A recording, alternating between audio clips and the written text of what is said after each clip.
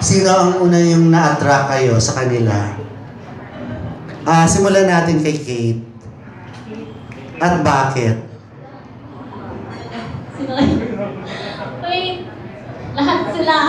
Ayun, sabi ko na nga ba, yung mga safe. Ganun ba ang mga millennial?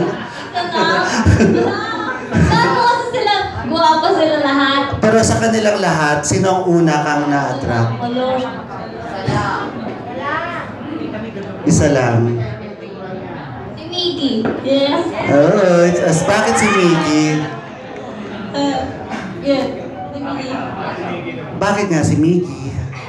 Wala po. Nakikita ko po sa kanya pag titignan mo siya, parang nakikita ko na parang ano, yung ano, personality niya na parang ano na, wow, kalog siya, parang, kasi kinakausap din po niya ako, tinitingnan niya ako na parang pag tinitingnan namin siya, so parang natatawa na. Ayun po, basta natutuwa po ako sa kanila na. So, pwede ka mag-react doon, Miggy? Pwede ka mag-react doon? Sa kanya din po kasi ako na-attract. Alright? Siyempre po, pinapansin ko po siya nung pagdating niya pa lang para po hindi siya ma-awkward. Gusto ko po close agad para po pagdating sa set, okay kami agad. Okay. So, parang kayo bang posibleng magka-love team kung sakali, no? Kung yun po. Sana, no? Opo. Okay. Tony, sino naman?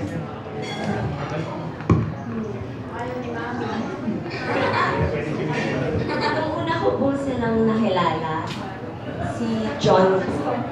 Si John. Okay. Okay rin kay kay Mama Ruby, kay Mami. Actually, ang sabi ko niya, Tony, alam ko talaga kung sino yung type mo dyan, pero tignan mo si John. So kilala ka niya. Okay.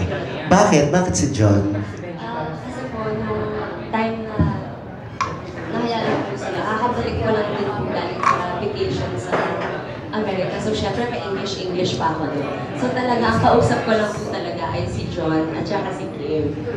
Umiiwas po sa akin yung apat. Kasi hindi sila Inglesera, gano'n. Nosebleed. Gumawa na rin po ng batas si Tommy pag nakita niya ako, bawal mag-English.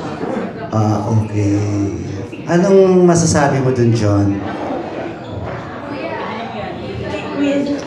Siyempre po, sobrang ganda naman si Tony, di ba? Kaso lang po, medyo kinabahan po ako kasi siyempre mami niya si Ate Rubes. So, alam ko, naku, may boundary po doon. Lagot po, lagot. So, pero may relationship naman po kami na sobrang close po kami na ngayon, we both know na, okay, maganda siya. Yung feeling niya sa akin, pugi din ako. Pero nandyan na po yung friend zone na magkapatid na po kami, parang ganun po. So, Friend zone po. yun po. Friend zone. Friend zone talaga, may gano'n na agad. Yes. Pwede Tommy. Okay. Okay, Taki, sino naman ang sa'yo? Well, that question is really gonna be hard for me kasi mas nauna ko nakilala si Kenneth. Kasi naging love team ko po siya sa Hali 7. So, syempre, mas may bonding po kami.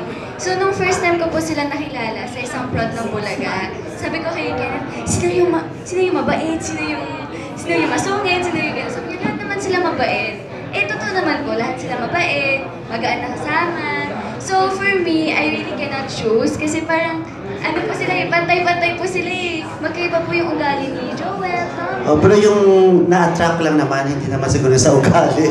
Kanino ka na-attract? Sa sunod na lang po, sa sunod. Kasi kayo ni Kenneth ang magka-love team. To be continuated po. Okay. So, kay Kenneth na lang, gano'n. Kuya ko kasi po siya eh. Kuya ko po siya. Pero Kenneth, may alam ka ba na medyo na-attract siya sa ibang mga kasama mo? Tommy. Marami. Tommy. Kay Tommy. And thank you. So si Tommy nga, Taki? Parang, kasi nagpe-pray po kasi kami everyday sa Itbulaga. So para po siyang na-attract kay Tommy kasi para po si Tommy pastor po sa amin. Opo. Opo. So siya parang religious. sa isip niya, ang bait ni Tommy. Siya po talaga ganun-ganun po. Totoo yun, Tommy. Totoo yun. So ikaw yung pwedeng yung pastor sa kanila. Opo, actually po kasi gusto ko po lagi good vibes lang sa trabaho, kahit actually sa lahat ng bagay dapat good vibes lang. So, yun po yung way ko para ma-share yung good vibes sa akin. Gusto kong share sa kanila, so nag-sharing po kami every day. Yun po. Okay, thank you ha.